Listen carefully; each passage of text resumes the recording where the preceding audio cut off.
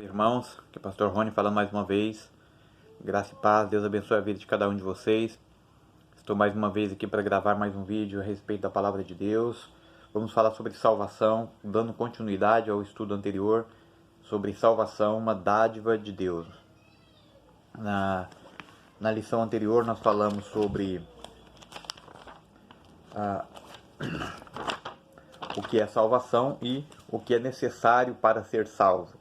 Hoje nós vamos continuar, vamos falar como posso ter certeza da salvação, o pecado, as obras e vamos concluir.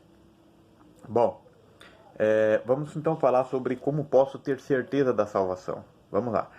A salvação é garantida pela Bíblia através da morte e ressurreição de Jesus. Mas às vezes o diabo, o inimigo de nossas almas, sussurra aos nossos ouvidos, dizendo que isso é presunção, ou que temos que ser perfeito. Mas não confunda sentimentos com certeza bíblica, porque a Bíblia diz e nos dá garantia de que quando nos entregamos a Cristo nós somos salvos. Primeiro ponto, eu estou salvo não pelos meus sentimentos ou pelas coisas que eu faço, mas por o que Deus prometeu. Vamos ver João 6,40, vamos ver essa passagem aqui da Bíblia, no Evangelho de João, capítulo 6, versículo 40, os irmãos também podem estar lendo na sua própria Bíblia posteriormente. De fato, a vontade do meu Pai é que todo homem que vir o Filho e nele crer tenha a vida eterna, e eu ressuscitarei no último dia. Então, é o que a primeira promessa que Jesus faz, uma das promessas, né, que tem várias promessas nos garantindo a salvação. A primeira, esta promessa diz que a vontade do Pai é que todo homem que vir o Filho e crer nele tenha a vida eterna. E o Filho diz que no último dia o ressuscitará. Você tem a certeza porque quando Jesus segura a sua mão, ele jamais solta. Vamos mais uma passagem, João 6,37. Diz, todo aquele que o Pai me dá, esse virá a mim. E o que vem a mim, de modo nenhum, o lançarei fora. Então, mais uma promessa de Jesus. Todo aquele que o Pai me dá, vem a mim. E o que vem a mim, de modo nenhum o lançarei fora. Então, se eu vim até Jesus, se você foi até Jesus, se nós fomos, foi porque o Pai nos deu para Jesus. Nós fomos até Jesus, então de modo nenhum ele te lançará fora. Agora você é de Cristo. E Jesus não pega a tua salvação e fala, olha, eu te dei a salvação, nós somos salvos pela graça, mediante a fé, porque nós fomos para Cristo e cremos em Cristo. E ele fala, de modo nenhum lançarei aquele que vem até mim, aquele que vem até mim, de modo nenhum lançarei fora. Pelo contrário, ele nos ressuscitará no último dia, caso não sejamos arrebatados. Vamos ver mais uma passagem, Hebreus 13:5. Estamos pulando aí a Bíblia, lá no finalzinho, Hebreus, capítulo 13, versículo 5, que diz, seja a vossa vida sem avareza, contentai-vos com o que tendes, porque ele tem dito, de maneira alguma te deixarei, nunca e jamais te abandonarei. Então só aqui nós temos 3 promessas, 3 versículos que nos garante que nós somos salvos. Aquele que vem a Jesus de modo nenhum lança fora. Aquele que crer, que vir e crer, ele diz que ressuscitará no último dia. E aqui ele está dizendo que jamais nos deixará e nunca jamais nos abandonará. Então é a certeza que nós temos. Olha só 3 versículos que eu já li, já nos dá a garantia de que nós somos salvos. Não porque alguém inventou isso, porque é a Bíblia que nos dá essa certeza da salvação. E se você ainda não tem essa certeza no seu coração, se tem dúvida no seu coração, busque essa certeza no Espírito Santo. Pede para ele te orientar. Espírito Santo, me dê essa certeza, me dê essa garantia de que eu posso dormir tranquilo, de que eu posso descansar no Senhor, porque o Senhor não vai me lançar fora no último dia. Então, decore esses textos bíblicos, irmãos, que apresentam essa garantia. O diabo aproveita a nossa falta de conhecimento bíblico para lançar dúvidas em nosso coração. Não permita que o diabo lance dúvidas sobre o seu coração. Desculpe. Então, decore essas passagens bíblicas, entre outras passagens. Se você tiver dúvida, fala, irmãos, pastor, eu não sei, me dê mais garantia, me dê mais versículos que realmente arraigam a nossa fé, que dá aquela certeza de que nós estamos em Cristo, que Jesus jamais nos abandona, Jesus jamais nos joga fora. Bom, aí você me faz uma pergunta, pastor, mas e o pecado? Se eu cometer um pecado, Deus vai me tirar a salvação, vou perder a salvação? Veja bem, todos os pecados que cometemos no passado, Deus os perdoou por completo. Vou ler uma passagem lá em Jeremias, capítulo 31, versículo 34. Jeremias, capítulo 31, versículo 34, que diz... vamos lá, está aqui. Não ensinará jamais cada um ao seu próximo, nem cada um ao seu irmão, dizendo, conhece ao Senhor, porque todos me conhecerão, desde o menor até o maior deles, diz o Senhor. Pois perdoarei as suas iniquidades e dos seus pecados jamais me lembrarei. Olha que promessa maravilhosa. Pois todos nós vamos conhecer o Senhor, e Ele perdoará as nossas iniquidades, e dos nossos pecados jamais se lembrará. Então tudo que você cometeu no passado, antes de chegar até Cristo, quando você chega em Cristo, Deus perdoa os seus pecados por completo. Romanos 8:1. Vamos voltar lá para Romanos agora. Vamos lá para Romanos, capítulo 8, versículo 1. Agora, pois, já nenhuma condenação há para os que estão em Cristo Jesus. Se você está em Cristo Jesus, meu irmão, não há condenação para você. Você não perde a sua salvação. Olha o que a Bíblia diz, não há nenhuma condenação. Você nada mais te condena, porque a carta que era contra a sua vida, ela foi rasgada, ela foi aniquilada, ela foi desmanchada, ela foi combatida lá na cruz do Calvário, quando Jesus morreu e ressuscitou o terceiro dia depois. Vamos para mais uma passagem. O pecado não tira a salvação do cristão. Isso é mentira de Satanás. É heresias o que alguns ensinam, que o pecado vai te tirar a salvação.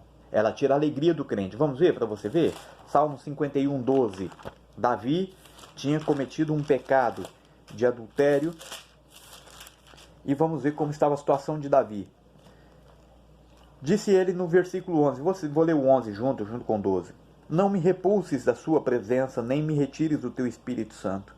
Restitui-me a alegria da salvação e sustém-me com espírito voluntário. Então Davi está fazendo um clamor a Deus. Não, por favor, não retire de mim o Espírito Santo. Porque no passado o Espírito Santo vinha e voltava, não fazia moradia. Quando Davi está falando, nós estamos falando aqui de Antigo Testamento. Nós estamos falando aqui do passado, antes do Espírito vir fazer habitação no crente. Aqui ele fazia uma visita. Então Davi está pedindo, por favor, Deus, não tira, Pai, não me tira o Espírito Santo. Não me repulses da tua presença, não me expulsa da tua presença, não retire de mim o teu Espírito e restitui-me a alegria da tua salvação. Davi tinha perdido a alegria de um salvo. E ele está pedindo, restitui-me a alegria da tua salvação e sustenta-me com espírito voluntário. Então, no Antigo Testamento, o Espírito Santo não morava, não fazia habitação no povo de Deus. Hoje, no Novo Testamento, depois da descida do Espírito de Atos 1:8, de Atos 2, né? Em Atos 2, quando o Espírito Santo desce, ele vem fazer habitação em nós. Agora o Espírito Santo habita em mim e habita em você. Não é como no caso de Davi, que veio fazer uma visitação. Davi tinha o Espírito Santo, mas ele pede, Deus, não me retires o Espírito Santo, porque ele tinha cometido o adultério. E se cairmos, ele nos dá outra chance. Vamos ver aqui em Salmos 37, versículo 23. Você vai falar, mas irmão, eu pequei, e agora o que eu faço? Escute essa palavra. Salmos 37, 23. O Senhor firma os passos do homem bom, e no seu caminho se compraz. Se cair, não ficará prostrado. Versículo 24. Porque o Senhor o segura pela mão. Se você cair, o Senhor vai te levantar. Porque o Senhor te segura pela mão. Vamos, 1 João capítulo 2, capítulo 1. Vamos lá para 1 João. Agora é a carta de João, não é o Evangelho. Lá no finalzinho, próximo de Apocalipse. Você lê na sua Bíblia depois, vai ser importante para você. 1 João, capítulo 2, versículos 1 e 2. Filhinhos meus, estas coisas vos escrevo para que não pequeis. Se todavia pecardes, temos um advogado junto ao Pai, Jesus Cristo, o justo. Ele é a propiciação pelos nossos pecados, e não somente pelos nossos próprios, mas ainda pelo mundo inteiro. Olha a promessa aqui mais uma vez. João fala, filhinhos, eu estou escrevendo para que vocês não pequem. Todavia, por acaso, se aconteceu de você pecar, você não resistiu e pecou, nós temos um advogado junto ao Pai, Jesus Cristo, o justo. Ele é a propiciação pelos nossos pecados. É Ele quem pagou pelos nossos pecados. Nossos pecados já foram pagos. Então o pecado não vai tirar a sua salvação. Bom, mas então qual é a diferença entre o ímpio e o cristão? Não é que o cristão não peque. A diferença é que o cristão luta contra o pecado.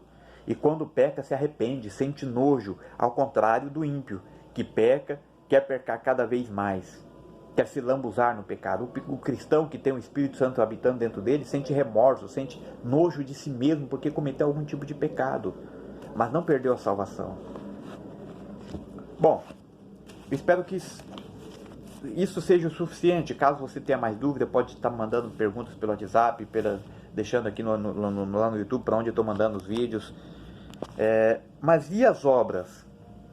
Em Mateus 7, 21, 23, mostra que muitos tentarão se justificar pelas obras. Vamos lá ler?